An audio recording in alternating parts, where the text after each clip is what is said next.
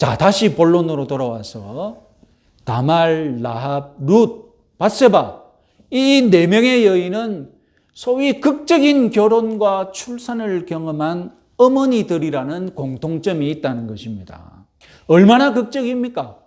다말은 상상을 초월하여서 시아버지를 통해 아들을 낳았고, 라합은 여리고성 전투라는 극적인 역사의 주인공 역할을 통해 아들을 낳은 경우지 않습니까? 룻의 경우 보아스보다 결혼에 우선권이 있는 친족이 있었습니다. 이 친족이 자기 권리를 행사하면 보아스와 만날 수 없었습니다. 그런데 그 친족이 포기하는 바람에 룻은 보아스와 결혼하지 않았습니까? 밧세바가 솔로몬을 낳기 전까지 밧세바가 겪은 그 일들 정말로 영화 같은 이야기, 그런 아픔의 연속이었지 않습니까? 이제 마태가 이런 족보를 쓴 의도 우리는 눈치챌 수 있습니다. 이 네 명의 어머니를 통해서 계보를 이어가는 하나님의 비범한 섭리를 주목해 보자는 것이죠. 네 명의 어머니들은 꼭 족보에 언급될 만한 대단한 어떤 업적이 있어서 언급된 것이 아닙니다. 그냥 이 여인들의 이름은 언급하지 않아도 됩니다.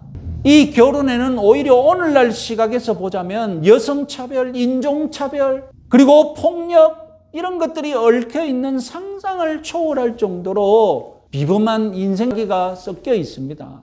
하나님은 이런 비범한 결혼을 통해 지금 메시아의 계보를 꾸역꾸역 이어왔다는 것입니다. 인간들 눈에는 소위 스캔들로 비난받을 결혼도 있습니다.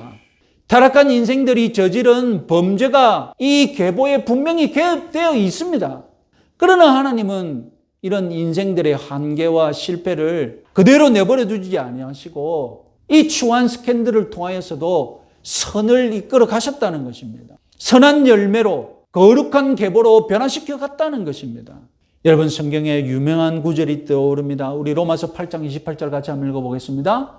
우리가 알거니와 하나님을 사랑하는 자 곧 그의 뜻대로 부르심을 입은 자들에게는 모든 것이 합력하여 선을 이루느니라.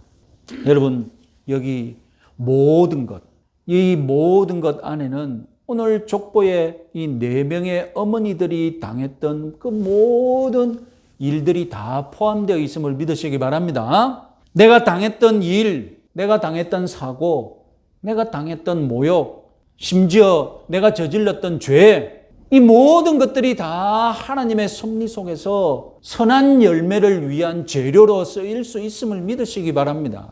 우리 혁신교회에서 일어났고 앞으로 일어날 일, 모든 일들이 다 합력하여서 우리 교회를 위한 선을 이룰 것을 믿으시기 바랍니다. 물론 그렇다고 해서 우리 마음대로 살아도 된다는 뜻은 아닙니다. 하나님이 죄를 통하여서도 선을 이룬다고 하니까 그러면 내가 죄 마음대로 지어도 된다는 말이냐? 그런 뜻은 아니라는 것입니다. 하나님은 이미 우리들에게 거룩한 자녀로 살라고 요구하시지 않습니까? 명령하셨습니다. 그 명령에도 내가 불순종할 수밖에 없는 연약한 죄인인데 이 연약함마저도 하나님이 선을 위한 재료로 사용할 수 있다는 뜻을 말씀드린 것이죠. 우리들의 실패와 실수가 하나님의 계획을 망가뜨리지 못한다는 것을 말씀드린 것입니다. 하나님이 저와 여러분들, 우리 교회를 선한 열매로 바꾸어 가실 것을 믿으시기 바랍니다.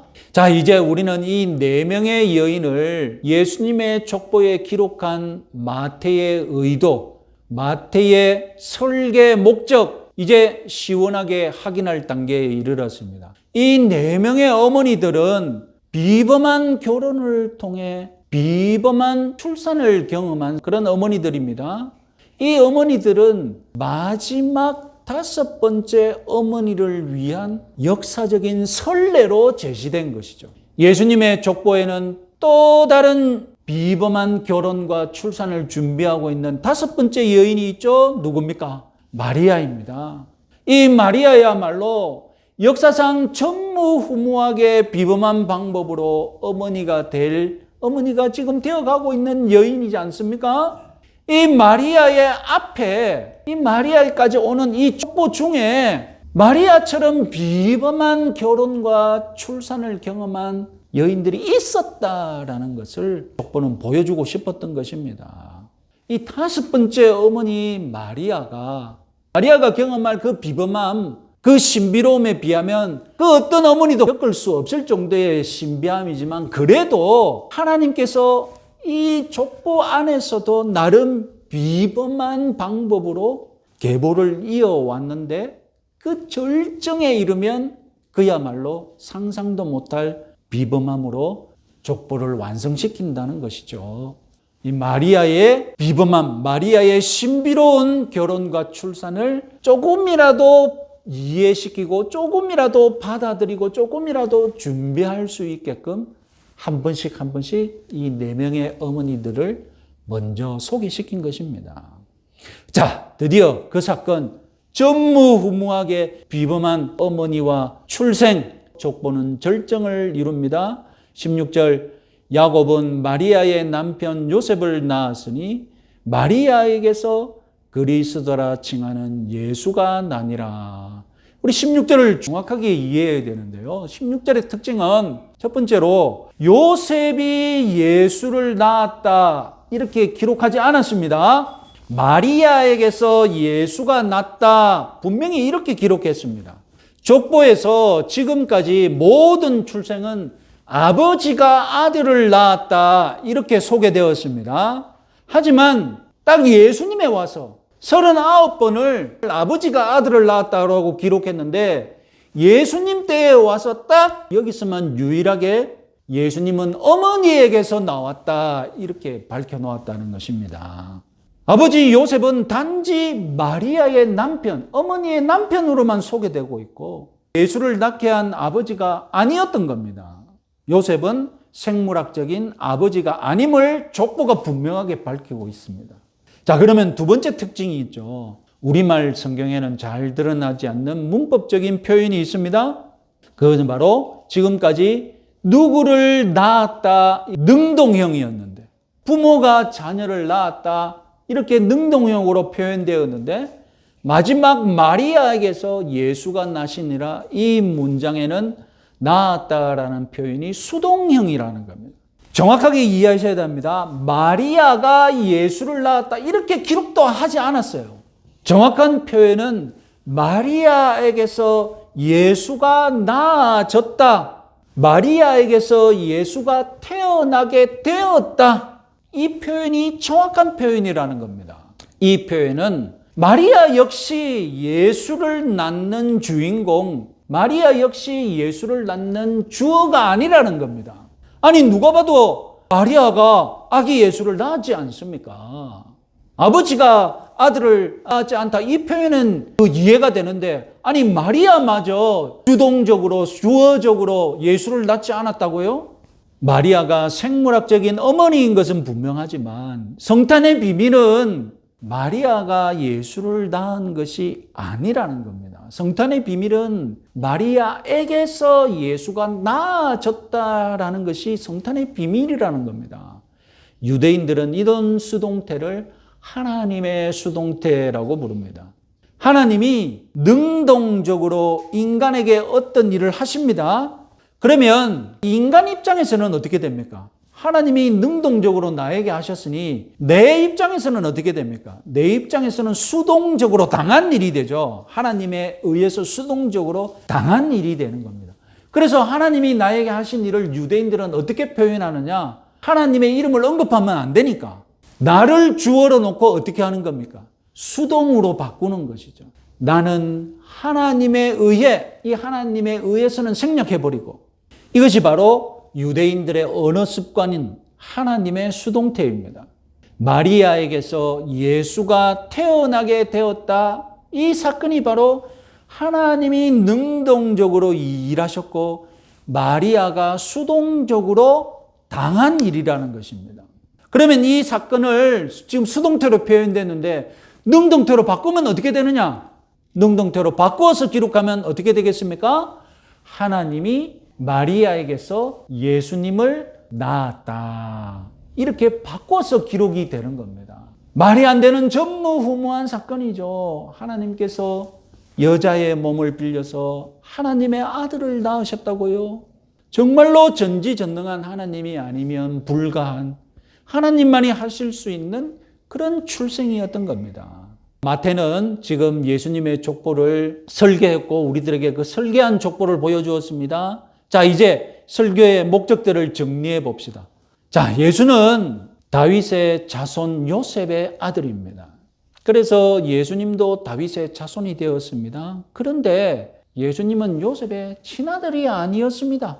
어떻게 친아들이 아닌데 요셉의 아들이 되었는가? 그 자세한 사연을 소개하는 것이 첫 번째 목적이었죠. 두 번째 목적도 있죠. 예수님은 다윗의 자손일 뿐만 아니라 또한 아브라함의 자손임을 보여주기 위해 족보의 시작을 어디서부터 시작했습니까? 아브라함 때부터 시작했죠. 예수님은 다윗의 자손에 대한 예언, 메시아의 예언을 성취시키기 위해 오신 분이 맞습니다. 또한 예수님은 하나님이 아브라함에게 하신 약속을 성취시키기 위해 오신 아브라함의 자손이었던 것입니다. 마태복음을 가장 간단하게 요약한다면 약속이 성취되는 복음입니다. 구약에서 예언했던 약속들 이제 성탄의 시간 속에서 다 성취되는데 그 중에 다윗에 관한 예언만 성취되었느냐? 아니라는 겁니다. 누구에게 한 예언까지 성취되었다는 겁니까? 아브라함에게 하셨던 예언까지, 아브라함에게 주셨던 그 약속까지 다 성취되었다는 것입니다. 자, 오늘 우리 족보 설계의 세 번째 목적 알아보았습니다. 그렇게 영광스러울 것도 없는 것 같은 이 여인들이 4명이나 족보에 나오는 이유 무엇이었습니까? 하나님의 성령으로 아기 예수를 낳게 되는 전무후무한 출산을 겪는 그 어머니 마리아의 신비를 조금이라도 받아들이고 조금이라도 사전 이해할 수 있도록 준비시키는 설레로 이 여자들을 소개했던 것입니다. 설교를 마무리해 보면요. 결국 메시아를 탄생시킨 것, 이 족보를 이어오신 하나님의 열심을 우리는 감사해야 될 줄 믿습니다. 예수님의 족보에는 좋은 왕, 나쁜 왕 다 섞여 있습니다. 예수님의 족보에는 근친상간, 창기, 폭행, 추악한 범죄도 다 섞여 있습니다. 결국 마태의 족보가 우리들에게 깨닫게 하는 바가 무엇입니까? 예수님을 탄생시킨 것은 거룩한 사람들이 무슨 노력을 내서, 거룩한 사람들이 의기투합해서 우리가 하나님의 예언을 한번 이뤄보자, 그렇게 이어온 족보가 아니라는 겁니다. 죄인들을 통해 섭리하시는 하나님이 이 죄인들을 어떻게 해서든 이 족보를 이어가셨다는 것입니다. 하나님의 열심히 족보를 완성시켰다는 것입니다. 하나님은 이 이방인 여자, 악한 왕들, 타락하고 형편없는 그런 자질들을 가진 인물을 통해서도 신실하게 거룩한 역사를 이끌어 오셨습니다. 이 역사를 이끌어 오신 원동력, 그것은 다름 아니라 오늘날 저와 여러분들까지도 사랑하고 계시는 그 사랑이 원동력인 줄 믿으시기 바랍니다. 하나님은 오늘도 저와 여러분들의 시간, 저와 여러분들의 역사를 책임지시고 거룩한 계보를 이어가고 계십니다. 오늘 저와 여러분들의 이름이 하나님이 오늘날에도 이어가시는 하나님 나라의 계보에 저와 여러분들을 사용하고 계신 줄 믿으시기 바랍니다. 특별히 이 혁신교회도 하나님의 거룩한 계획 속에 사용되고 있음을 확신하시기 바랍니다. 하나님께서 하나님의 뜻에 따라 저와 여러분들을 책임져 주실 것을 믿고 감사하는 성탄절 맞이하시기 바랍니다.